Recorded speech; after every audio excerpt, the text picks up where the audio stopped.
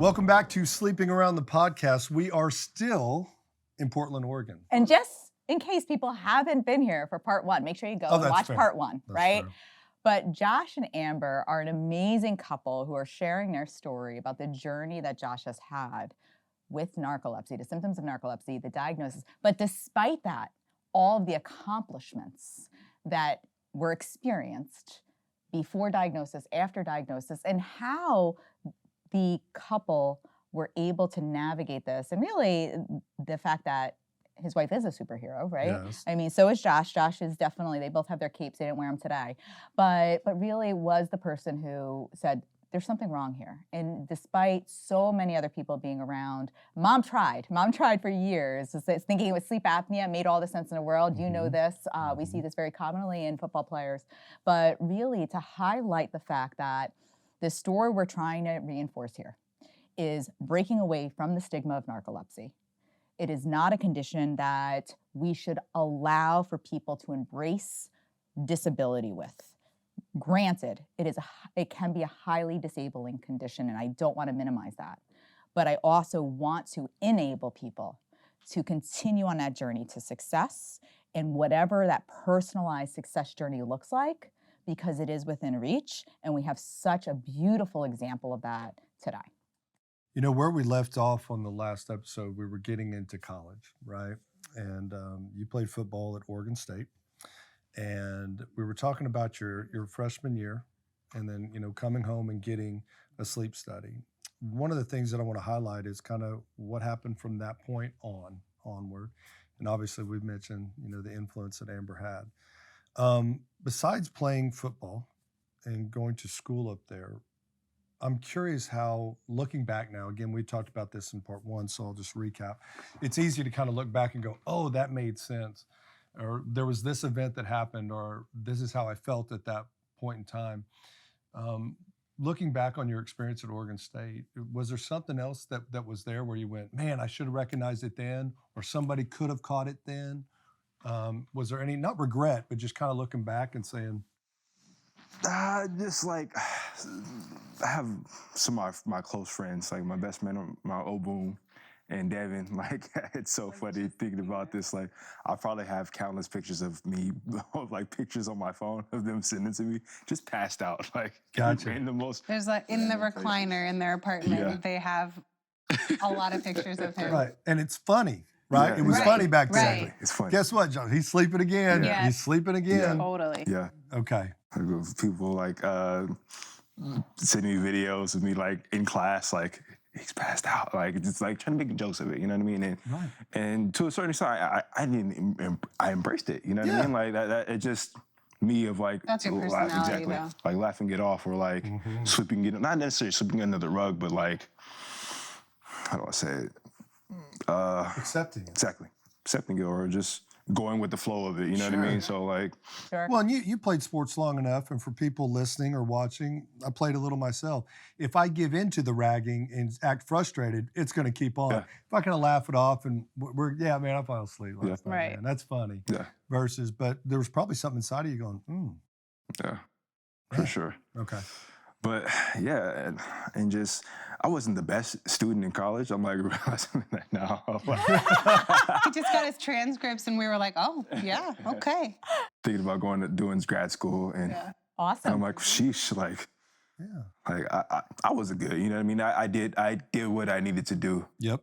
To play football. Play football. And graduate. And graduate. You know what I mean? Because that was important to me, you know what I mean? Graduating and making my mom proud that I could be a college graduate, and that was something that I really wanted to do. So I did what I needed to do to get by in school, despite all that was happening with sleep and everything. So that was just a main motivation for me, just to graduate and to get by in school. Let me and jump in. I love that I have met this person. You weren't a bad student. Yeah. Think about what you were dealing with. Yeah. Hindsight now. And look what you did despite that. And by the way, you played in the NFL after that too. So don't be so hard on yourself. You got through it. But I don't know. I feel like Ann had talked a little bit about this on part one, that we just label people if they fall asleep in classes, they're bored or they're lazy or they don't care. or they're not a good student. Yeah. That's not true at all. Yeah. I meant you were dealing with something that you didn't even know about, Yeah. man.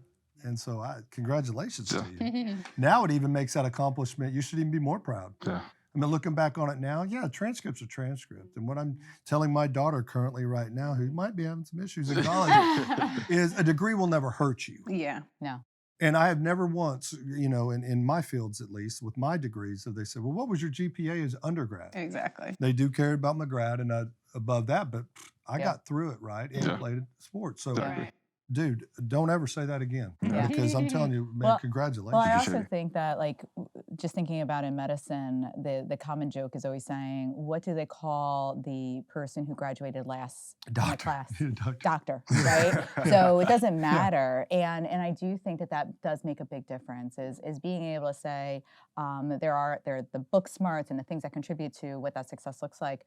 The part that I think is very exciting is you looking at it and going, how am I going to go back into this, right? And Mhm. because your framework now is completely different. Now, granted, there are different barriers, right? Yeah. You're a dad, you're married, like there are other responsibilities, but you now are going into it with a different awareness and having the diagnosis, being on treatment, being able to recognize these are the things I use to compensate. This is my best part of my days. These are those different skills. So that's really exciting.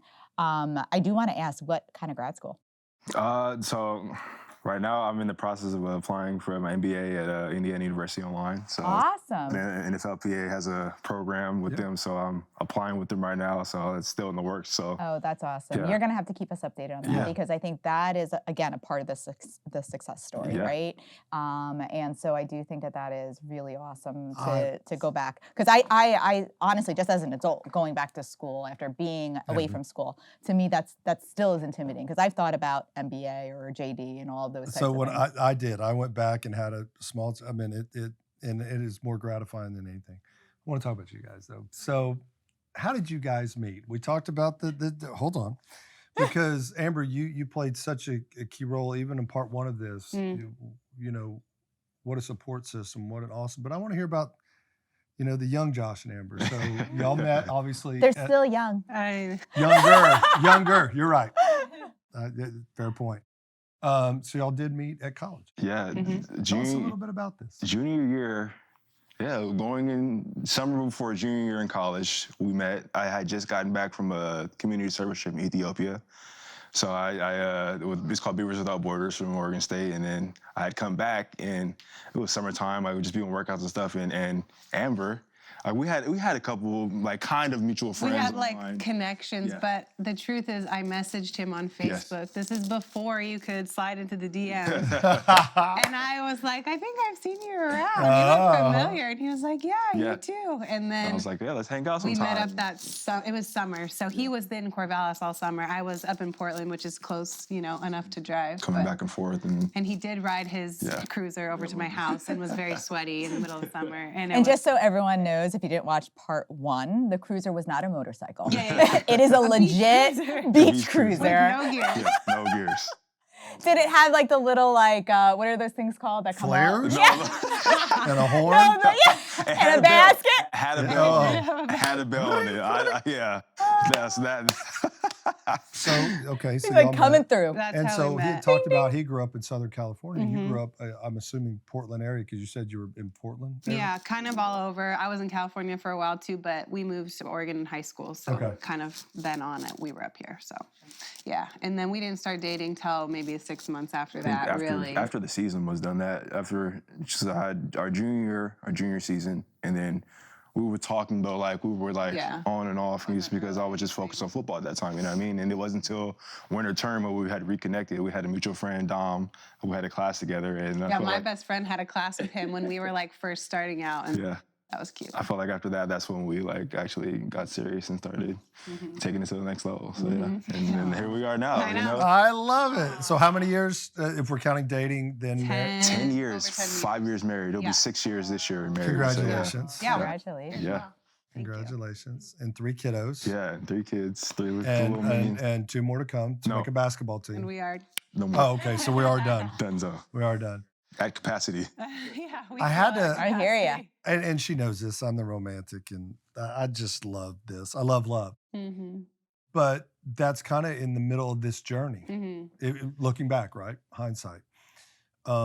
You had mentioned before about him, I think it's y'all's first date, him falling asleep or him falling asleep on you, like, oh, he's just a tired football player. Yeah. And then off camera, we talked about the snoring issues. Yeah. Mm-hmm. What I want to highlight is at the very end of the last episode, we talked about your very first sleep test that you ever did. Came back, you don't have OSA, go, man, you're good. Go back, play football, your freshman, going into your sophomore year. Yeah. When was the next sleep test done? Was that in college or was that way, way after? Probably when I was in Philly. And Okay, so we're talking years after. Yeah. Did you ever address it again between that period, so the summer after your freshman year, till your rookie year? Okay. I love that she's here. I do remember. 'Cause so since his mom is a respiratory therapist, she has access to CPAP machines. And so there was a time, maybe before the tonsils or somewhere around there, Proud to say, I remember she that. was like, let's just try it and see if that makes a difference. And it was like, obviously Insane. it's uncomfortable to sleep with. It was the full mask, not like the nose. Nasal. Yeah. So we did try that for a very short time. But like, it didn't work. That's what I remember. I didn't. Yeah. And that was in college?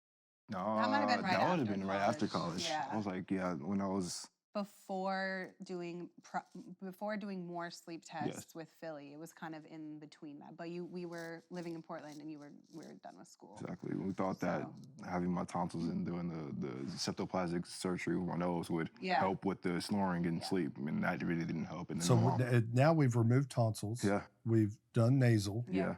We've tried a CPAP. Right. Yeah. We've had a PSG and it didn't. Yeah. And now we're going to go play professional football for the Philadelphia Eagles, by the way, right? Exactly. You had mentioned, and you said we could talk about this, if it's Yeah. okay with you, Of course. during that little break with Philly, right? Meaning you would come down to visit you. I think he was We- staying with a friend's family in Corvallis. We came for back like a home for the summer. summertime, and we were driving along like a little 2-lane back road out here in Middle Oregon. And me being stubborn, I'm like, okay, I can get us where we need to go without stopping or letting Amber drive. And next thing we know, like we're almost in the middle of a ditch. Like we're this It close. was like a ditch on the side, Yeah. and I think we veered off. Yeah, a we little bit. veered off, and I was like, like at that point, I'm like, I'm putting other people's lives in danger now. You know what I mean? Especially my wife or my girlfriend at the time. And like, this is something I need to take more seriously or get more attention to. I feel like when I went back to Philly, that's when we started having those conversations with doctors and with Penn Sleep Medicine. That's when I had my second sleep study. I think that was the year, when was that, 2016 at that point? Somewhere in there. 2016, 2017 at that point. And Dr. Anthony Rostaine, I still remember, had another sleep study. And at that point, like I did the whole thing because with the NFL, like you have the access, like you said, we have access to the best doctors in the world at that point. So I did a regular sleep study, the multi-latency study, and then they came back with me saying I had narcolepsy. You know what I mean? They diagnosed me with that. And I just remember you saying, like, I have to do the naps during the day. Yeah. There's going to be, this is what I remember. There's going to be 5 naps, and I have to take all the naps. And if I enter REM in, like, 3 of 5, I could be wrong. This is just what I remember. I think I'm pretty sure Then I have narcolepsy. And he's like, oh, I entered REM in all 5, like, right away. And we were like, whoa. Yeah. I don't know if it was a big deal. The doctor accurate, but that's what I remember him saying. Just remember the doctor was like, whoa, like, this is, like he was pretty impressed, or, like, he was just in shock. Kinda like, shocked, like. Sure. So when you hear those words, being diagnosed with that for the very first time, you hear the N-word, you're like, oh my gosh, what is, did you have to look it up? Yeah, well. Because we'd always, when I was a kid, narcolepsy was almost, we talked about this in the past, even with Rachel, like just, people just fall asleep and it's kind of funny. Yeah. Obviously that incident wasn't funny. Obviously it's not funny. When you heard that, what did you think? I just think back to movies that I've watched about narcolepsy, like Deuce Bigelow, Melody Yes. Gigolo, Yes. like just falling asleep in the bowl, or like Rat Race with the Mr. Bean, just like he's running and all of a sudden he just, and then like an hour later he starts running. And I'm like, I don't have that. Exactly, like that's not me, you know what I mean? So I'm like, dang, like, so then I did more research and stuff like that. Like, okay, like you just can't regulate my sleep-wake cycle, and I was just like, after that, I'd like think back instantly, like the earliest points or like time, like, okay, dang, like this makes complete sense now, you know? Sure. And so. And so when you were diagnosed, I think that some of the things that I would kind of want to dissect is, was there almost like a disbelief? Like you're describing, I went and looked all this stuff up and I read, what was that time frame? Was it like they call you on the phone and they're like, you have narcolepsy, and or like, was it an office visit? Because these are I all the love things that. that I think do matter, right? Because I've seen every variation of Yeah. this. And in fact, I was just having a meeting about this week where kind of the conversation was like, well, how do you introduce the different treatment options? How do you introduce a diagnosis? I go from the very first visit, I start talking about, like, if I get a history where I'm going, I'm very concerned about narcolepsy, I know that there's this huge learning curve and emotional processing.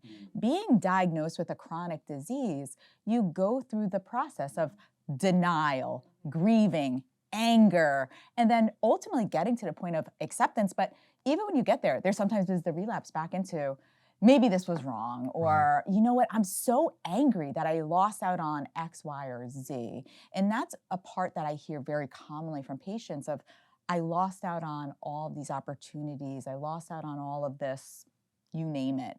I don't get that flair from you guys of like, I lost out. And again, I want to hear about NFL life and parenting and marriage, because there may be some of those components of that I've modified. I've heard that. I've modified and I've been able to stand when I feel too tired or compensate in some way. But walk me through that, because I think for people who have narcolepsy who may be watching this, that's something also that I think is impactful, because you've already relayed having community makes a big difference. Feeling not alone, hearing other people's stories, like Julie's book, Wide Awake and Dreaming, her memoir, it allows for you to feel like, this makes sense. This makes sense. Because when you talk about the pentad symptoms of narcolepsy, which we're typically saying excessive daytime sleepiness, you can have disturbed nocturnal sleep. So sleep intrudes during to your day and wakefulness intruding during your night. You can have sleep-related hallucinations. You can see things, hear things, feel things that aren't really there as you're falling asleep or waking up, sleep paralysis, and then finally cataplexy. When I describe these to people, they're like, did you just pick 5 random things and throw them in a hat and call it narcolepsy? But to your point, it is all representative of sleep state instability, and specifically REM sleep and wakefulness. So you have REM atonia, I can't move, I'm paralyzed, in sleep paralysis. I have REM vivid dreaming, where I can hear things, see things, feel things that are like, feel like I'm in a movie. That's your sleep-related hallucinations, your cataplexy, again, of REM atonia. And so when I'm able to say, no, I'm not making this disease up, there is truly a scientific basis to it, and this is how I synthesize it all, it makes me feel relief of like, I just thought I was crazy. I've heard that many times. I thought I was crazy. I thought I was lazy. I thought, you name that negative connotation. I think, again, I gave a lot of illustrations, but I would really like to hear from your perspective and your lens, Well, I want to how say, you got diagnosed. yeah, presentation. How was it presented to you? Yeah. I'm curious too. That's a Yeah. great question. Yeah, no, I went into Dr. Anthony Rostan. He's like works at Penn Sleep Medicine right now. I'm pretty sure he's still there. But I went into his office. I had an office visit with him, and he just broke it down to Was me. it right after? I'm pretty sure it was probably like a few days after. Okay. So he's at a desk. Yeah, You're coming in as the patient, exactly. and he just, Yeah. Josh, I want to tell you what you have. Well, like the nurse practitioner, like that's what I spoke to first. She's like, you looks like you have like you kind of have like sleep like narcolepsy or something like that. And I'm like, and then that was like just like over the phone, and then I went into the office actually Sure. after that too. So let me, Yep. sorry, I want Boom. to take a Yeah. few more steps back. Yep. Before you went for the sleep testing, Yeah. did anyone go, we're doing this testing because we think you may have narcolepsy? No, like So you just were like, I just know I have to go in for these yeah, naps. yeah. And You're just so, like, it It's has like- to be something. Yes, it has to be something at that point because Yeah. we've tried Well, the multiple things at catalyst that was point. the You word, know what I yeah. mean? Yeah. And then Yeah. I'm like, and so you go in like, I don't know, similar to the first time, like, I'm just here to take these sleep tests, Yeah. right? So you take these sleep tests, you then get a phone call of like, you have narcolepsy. Yeah. And when you got that phone call, did that start the Googling, or you were just like, they said I have narcolepsy, I have an appointment in 3 Think, days? no, on the phone they said they think. The nurse Yeah. practitioner said, I think it's yeah. You think like I'm like, okay, you think or is it? Are you Yeah, sure? yeah. You know? And then Yeah. that's when I talked to Anthony Rostan, Dr. Anthony Rostan, and he was like, yeah, you for sure have narcolepsy. And really, at first I was embarrassed, like frustrated, because like it's a frustrating feeling, like knowing that we have no control on if you can stay awake or not stay awake. You know what I mean? And then finally be able to put a name behind what was going on was a relief too. You know what I Sure. mean? Because like Sure. it makes more sense. But like after that, it's just like I don't really embarrassed. Yeah, embarrassing. I would say just because like just the perception I had of it before that. Sure. You know what I mean? Sure. And they're like, like, do I want to tell people this? Like, I kept it to myself. I feel like for the most part, you know. And Yeah, at the beginning. I feel like at the beginning, like I didn't really want to tell people that, you know, that I Sure. had and just trying like different medications and stuff like that, just to like. Still to this day, I'm still trying to find medications that work best for what works best for me, and I feel like lifestyle changes too. You know what I mean? Like knowing that I need to take a nap in the middle of the day to make it through the Sure. rest of the day. You know what I mean? And things like that. And trying to think what other things that just having a routine in the morning, like just like little tweaks in that I've didn't realize that I needed to do when I first was diagnosed compared to now.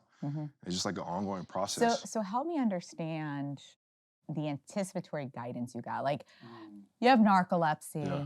There's treatments for it. Yeah. Like, what? Like, was there a discussion around? Because in 2016, there were already a pretty good number of different treatments available. We had oxybate medications. We have traditional stimulants. We have some alerting agents that were available, and so.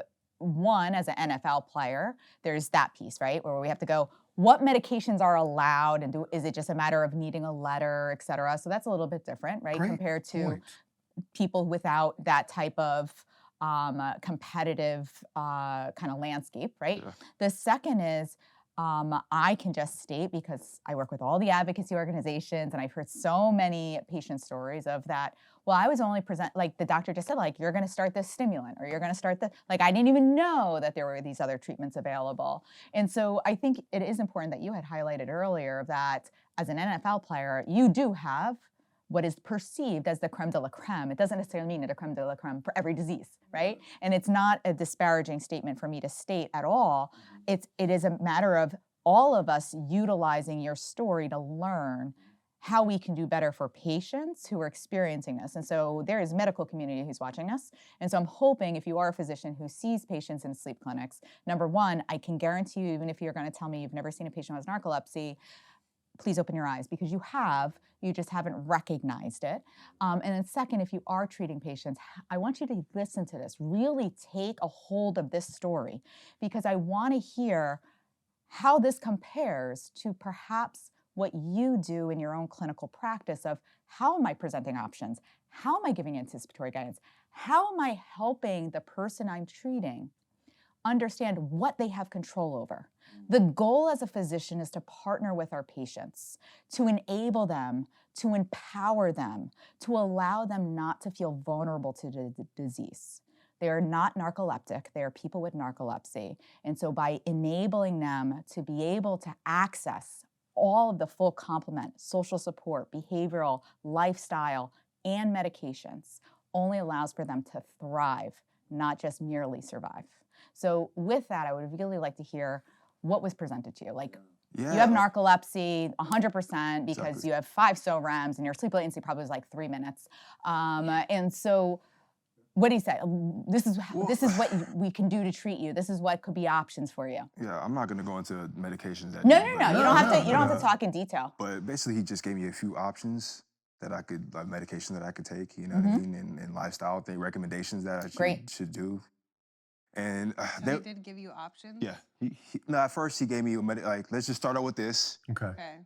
and then go from here. You Got know what it. I mean? And So you didn't even get to hear that there are options. Exactly. It was like, this is the one I think is Yeah. best for Yeah. you. And you're like, Yeah. cool. Yeah. and then like because he was working with the team and he knows you have to have a therapeutic use exemption Yes. to use these medications. That's why it's a With the great NFL. point. Yep. Yep. You have to. Basically, like it's Dr. Lombardo, he oversees the whole NFL as far as like what substances you can and can't Yeah, take. it's a banned substance list is what it's called, Exactly. but there can be exceptions to the rule, obviously for narcolepsy Exactly. or something that would be an amphetamine or something that would get you up. ADHD or something like Mhm. that. Exactly. So Exactly. in that case, they let me try these medications, but I have to check in with him, you know, Sure. and make sure To get about the it. approval. Exactly. Which that is like a whole nother thing. Is Yeah. like getting access to the medications has always been so delayed because we're like switching teams, Exactly. getting it approved, getting Sure. a refill. That was the tough part, just because once I left Philly, like they had a good established like sleep medicine team there, but like I went to Minnesota and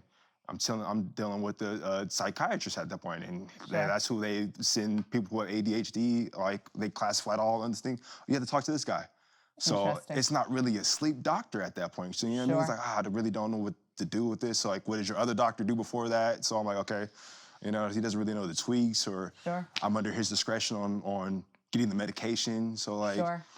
and at And so at this point, being in the NFL, you can't go, listen, coach, this guy doesn't know my disorder. I recognize Yeah. he's been helpful to John and Joe and whoever, but for my particular needs, is there the option to even say, like, can I go see Mayo? Like, can I go somewhere else and get care? Is that even an in option? the grand scheme of things, I didn't really ask that questions because like I'm trying to make a team at that There point. you go. Sure. I was going You to know say what I mean? something, Like- Josh. I could see it in your face. Sure. It's you're going back in time. Remember, he had just got diagnosed, and now he's moved his family, moved career. I mean, it's like, and now you're having to deal with this, and it's like, Yeah. So where does narcolepsy take? Yeah. Does it take a back seat? Because I got to do this first, and I've Yeah. always been able to do this first. Yeah. So I don't necessarily think it's a knock on Minnesota and their sleep Absolutely not. situation. Yeah, I think absolutely that not. it had to be frustrating. Yeah, for sure, it was frustrating because like I think it was frustrating because I was like, okay, I have a medication, and let's just let it ride. You know what Yeah. I mean? And Yeah. It's You working just, for like, him. Why made not do do? with what you had Exactly. at the time on each team and each doctor situation, which was like the whole first 4 years of being diagnosed Exactly. or something. Yeah. yeah, And the reason that I am trying to highlight this part of the journey is because you go to any patient advocacy event and there's patients there.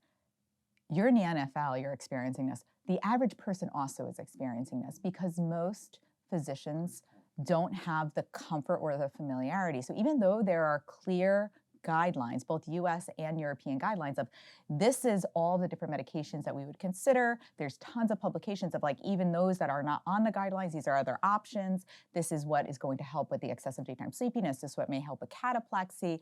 There still is all this ambiguous like, what about the disturbed nocturnal sleep? What about the hallucinations? What if they do have nightmares? How do I combine these medications? Is it okay to combine these medications? And the reality is that the other part is that many times, just as I'm hearing you say, I start to just accept the status quo. Status quo may not be great.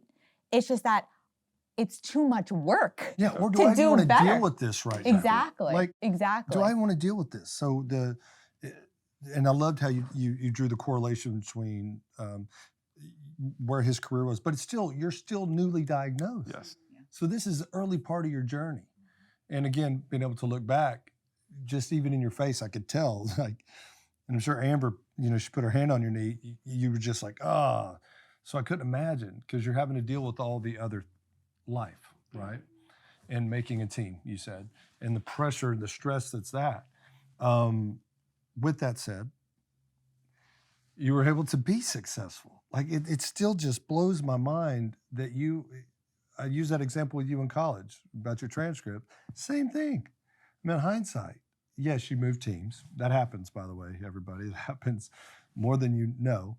But yet to then make another team, but to have to deal with this, not burden, but that nobody's kind of listening to you. yeah, Anna Or always giving says that you're guidance. the expert at you. Mhm. You can take over anytime when I say this. And I love when she says this. You're the expert in you, so you have to speak up.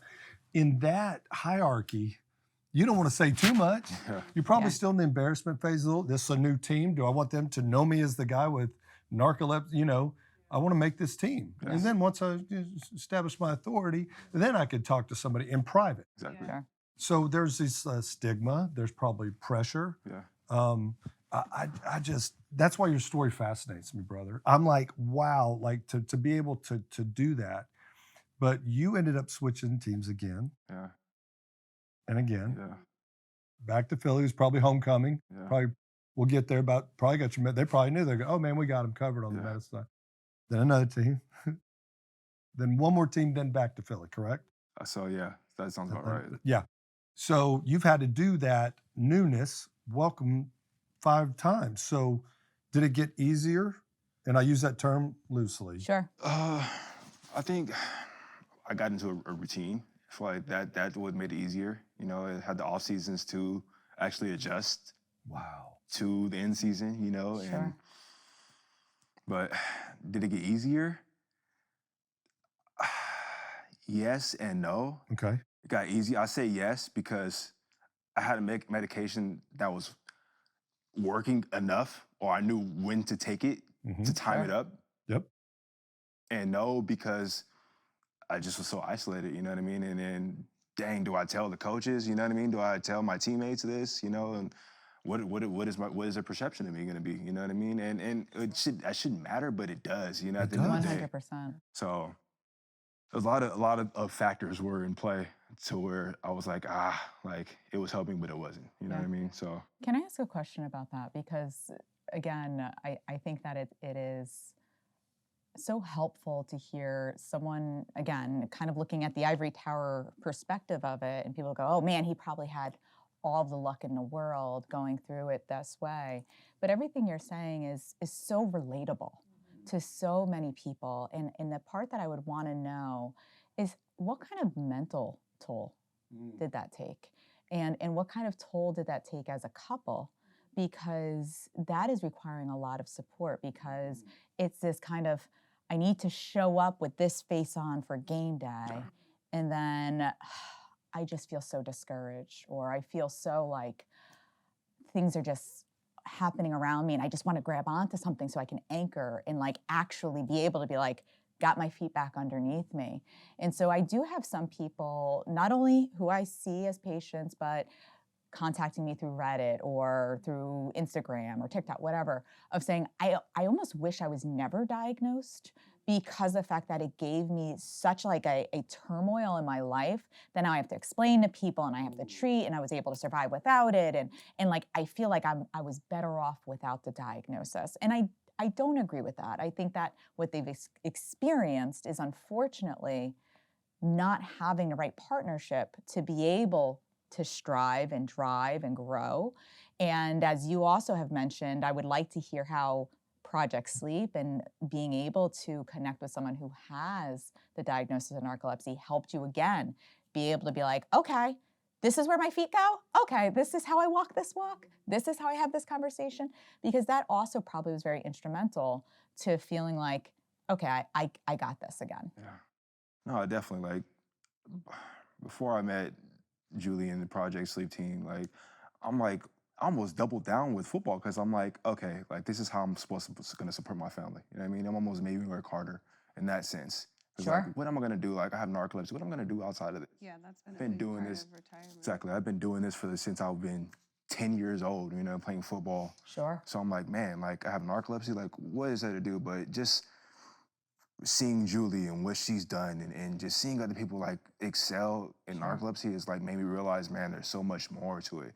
Yes, football has gave me a great platform to explain all this Sure. and support my family, but there is so much more to do and so much more to look forward to and so much more to succeed at other than football. And Yes. that's giving me hope.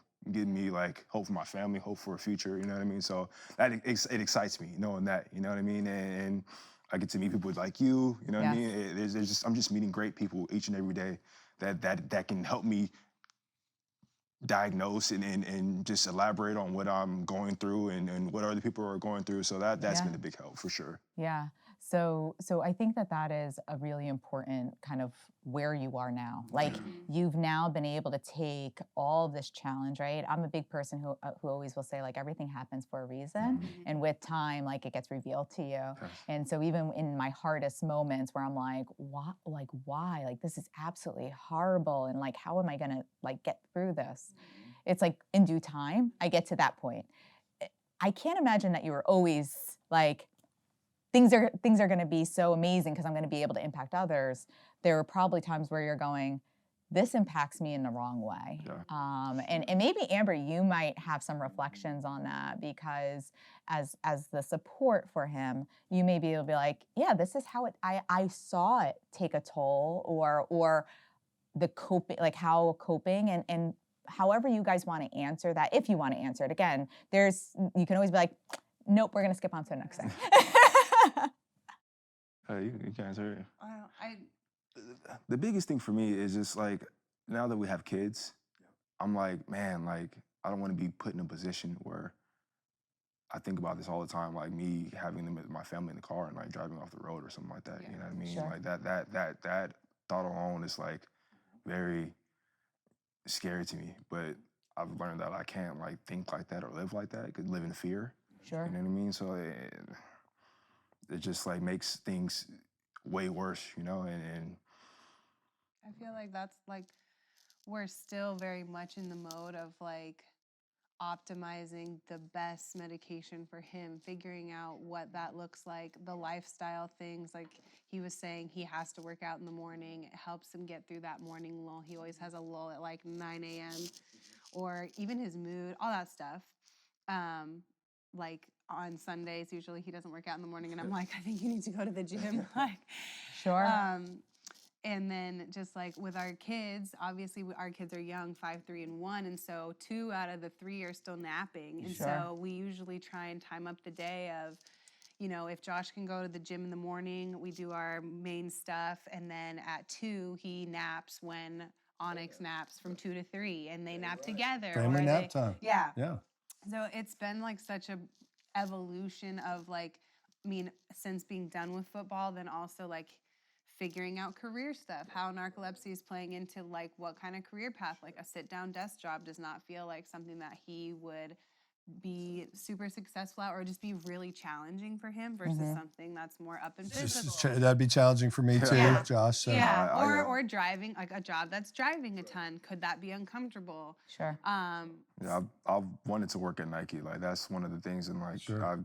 You hearing that, Nike? Yeah. I've had a bunch of friends, and like it's tough because like a lot of it is sitting around emailing people Emailing. and stuff, Yeah. like, and you're sitting at a desk. Like yes, you're doing stuff that's athletic based and around apparel and shoes, but Yeah. a lot of it's not like that. And I'm like, you don't really realize that Yeah. until you go in there and like meet with a couple people, which I've done, and I'm like, Sure. like is this for me? Sure. So like it's just things like that. Where What I'm I thinking, would say is you embody, just do it. Yeah. You embody, in fact, you're like, let's go, just do Yeah. it, right? Like the reality is that when I look at brands like Nike, it is not always just going after who is the superior athlete. Yep. It's going after all the athletes, which include people who have disabilities, and disabilities come in so many different ways.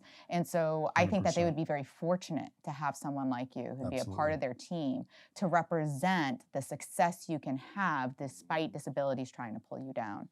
And so I hope that they wouldn't waste your talents putting you behind a desk or with emails, but rather have a brand like Nike or others who would be saying, this is exactly the face that we want to be partnering with middle schools, high schools, college athletes, other professional teams, because narcolepsy is not the only chronic disease that anyone may have in any of these situations. And so I really hope that that's recognized for you, because you have clearly put yourself out there of saying, I want to be a voice of something that can be transformational. And I think that if any of those kinds of brands can see that, they would be fortunate to have you as one of the people championing those types of things. for sure. Whenever you talk about your walk, it was interesting, and not to delve back into it, but I think Amber had to have played this amazing role.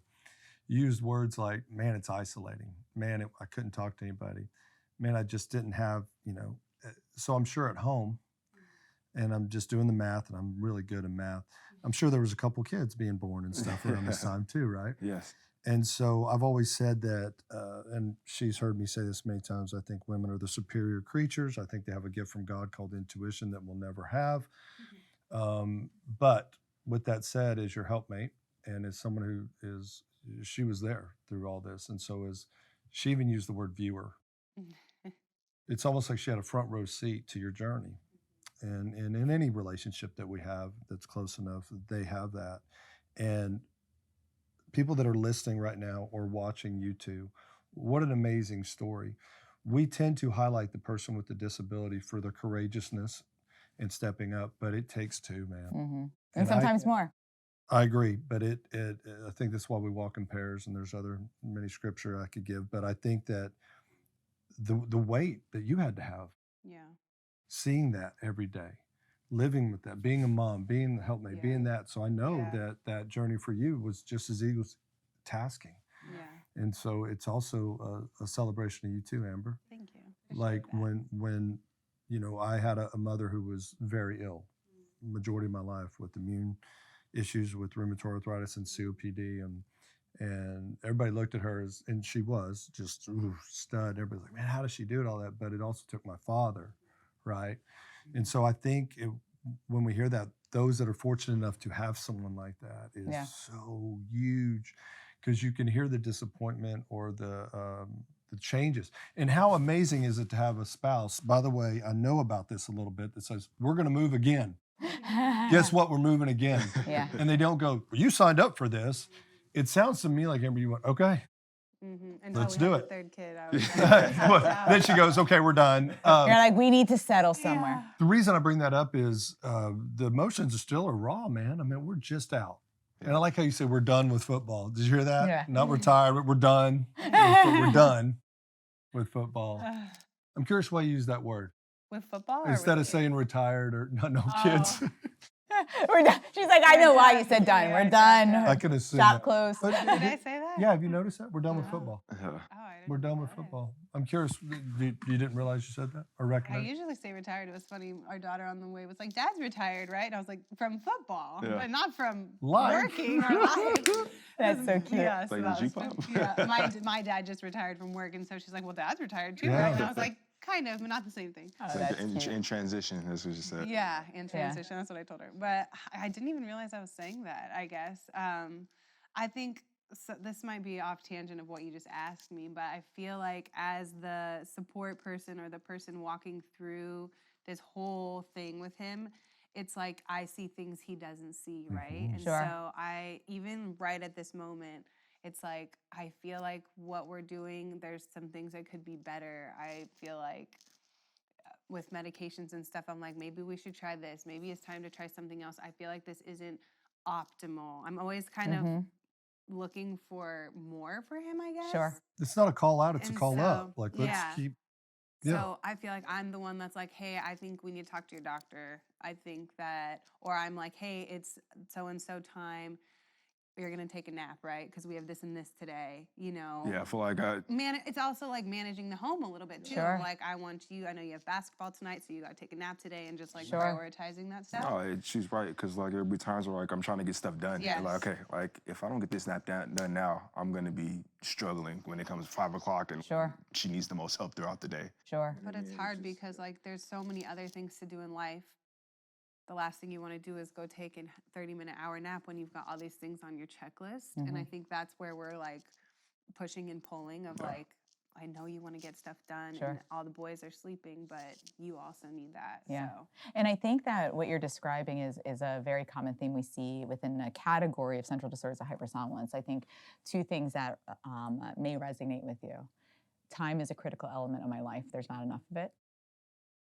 And I can't be spontaneous. And so those are so commonly overlooked in healthcare as like how important that is, right? Being able to be like, we're going to do this on Saturday. And it's just like, we're going to get in a car and go do it. No, I have to plan that. This is what it's going to look like. So one, I think a failure that we have in healthcare is telling people who have these conditions, we're going to put you on this regimen that is the same exact every single day and expect that your every single day is going to be fine. I don't know about anyone else here, but there are no 2 days in my week that look the same, right? And when you throw kids into it, yeah. there's no 2 hours that look the same, never Yeah. mind 2 days. And so for me to be a failure to my patient by giving them the wrong anticipatory guidance that this is going to be the godsend for you, that this is going to transform your life, is a failure of me communicating anything that is truthful. It is a bold-faced lie.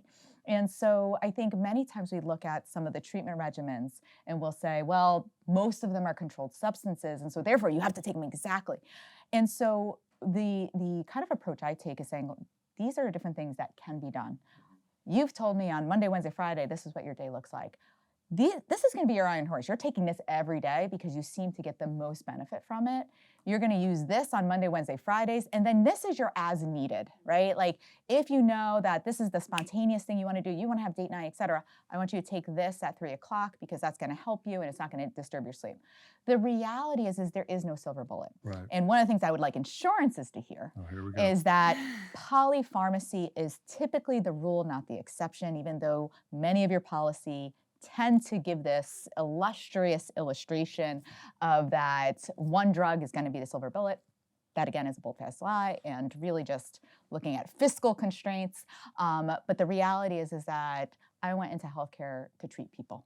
And so the person has to be at the center of it. And really understanding what your everyday looks like can be empowering.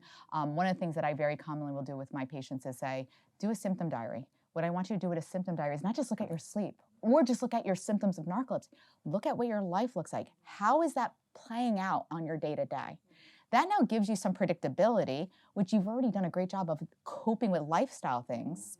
But being able to go, oh, that's why on those days at 2 o'clock I feel so terrible compared to other days.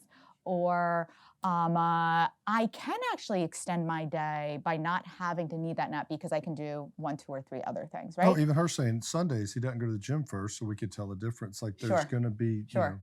But the trackable. reason that's important is because we all are subject to selective recall when we go to see our doctor, right? We remember what the last couple of days were, right? And that's what we report on. And so if we're like, sleepiness is still a problem, they go, try this, right? There's not the ability to then personalize of going, oh, okay. But it's not, this isn't the problem you see every day. You see it on this time and these days. And so that allows for you to be in a driver's seat. And one of the things I want to highlight is very commonly we'll reflect on emotional intelligence, right? What is my self-awareness, my self-management, my social awareness, my social management? We're talking about the circle of influence. What do I have control over? And so when you are actually being able to recognize and deliver to whoever is partnering with you for healthcare of these are where I'm having the problems, that now allows them to give you an answer that's personalized to you. And I give this illustration not just for you specifically, but because there's plenty of people who I hear all the time with the same challenge of like, well, this helped. I didn't have side effects from it. They took it away and put me on this instead. And I'm like, no, that's not how this works. That's not how this works. We need to really be able to kind of massage what you're using so that you have control of your day rather than the day having control over you, right? And so I think that, again, we're in this great period where we're seeing only a growing amount of attention to this area and more treatments becoming available. But I think, again, life changes. Life changes. It was different when you had 1 child compared to 3, right? I only have 2, and I know that it's always, I'm like, okay, it's different this year compared to how it was last year. I have a 7 and a 4-year-old. It was different when I had a 6 and a 3-year-old. Completely different ball games.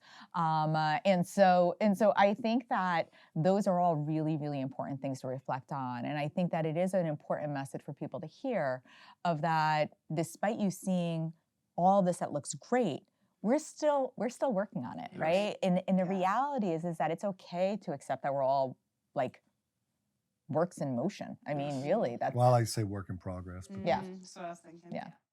Motion, progress. We're moving and shaking. we are. Your motives are very clear. I could tell right now in your goals. It's so cool, and I'll share with you since I'm a viewer of you now. When you were talking about your family and your kiddos being in the car and stuff, and how important that is to you, that's your driver, man. Yeah. And I'm not a soothsayer. I can't tell the future as well as she can, shake a ball, but I see you having a future in advocacy, man. I think what you represent is something that's pretty cool. There's a lot of machismo. I know you're not going to believe this with me.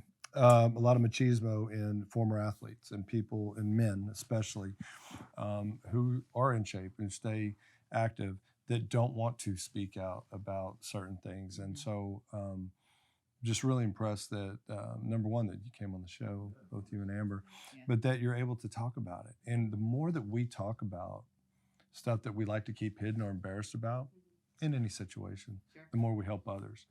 I think I shared with you guys before we even shot or put anything on camera, Ann and I have the same goal. And if someone listening or watching this podcast is influenced by a word, a song, definitely her data, She's so amazing. But by your story, Yeah. I mean, just think about just helping one person from this, then you've really done your calling.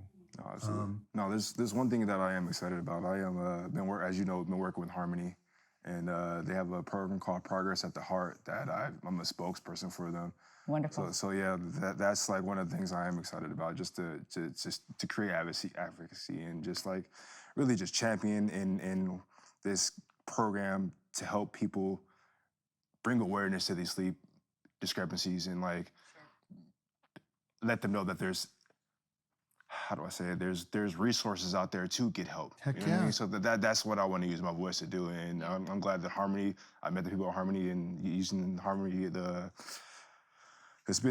excited about it for sure. Yeah. So I'm so glad that you brought them up because Harmony Biosciences walks the walk and talks the talk. When I say Progress at the Heart, that is the heart of who they are, and the people who work there live, breathe, act. And the person who put us together, she is a master connector, right? I mean, she is just a person who has been a blessing to come into my life because Shout out Marcy. yes, Look at him looking in the camera. yes. He got it down. You See? got it. He can be taught, people. It's good. Yes, Marcy is an amazing person. Yeah. And I think I've shared with you my experience with Marcy. It was actually in Charlotte. Mhm. She had said to me, she's like, "Do you feel it?" And I was like, "Feel what?" She's like, "You're going to be the it in sleep medicine. You're going to help transform sleep medicine." And so you then look a few years later, I'm sitting across from a retired NFL player who is on a mission to transform the face of recognition of narcolepsy, what it's like to live with narcolepsy. How do you successfully thrive despite narcolepsy? And I cannot be more fortunate for everything happens for a reason, right? And I cannot be more fortunate to have both of you on here. And I will say that I'm going to make sure I buy Matthew a cheerleading costume so that he is cheerleading you from the sidelines, especially when Nike signs you to be able to go and advocate and be able to work. And if it's not Nike, we will accept other offers. And for those of you driving right now, I apologize for that visual of me. In a cheerleader. All seriousness, I say it a little different. I don't believe in coincidence. I think it's God's way of staying anonymous. Yes. You guys are truly going to be our sleep friends. Yes. Ann and I have been so fortunate to meet so many good people like the Marcys of the world. But you two guys, whenever I see a couple in it together, it just does something to me. And we any way that we can be helpful, Yes, 100%. we'll be there for you. But thank you guys so much for your time. Thank And you guys for having much. us. It's been a pleasure. Thank you. We Thank really you. enjoyed it, and thank you for sleeping around with Dr. Ann and Matthew. Awesome. Did this episode leave you wanting more? Then make sure you subscribe and check out this episode right here.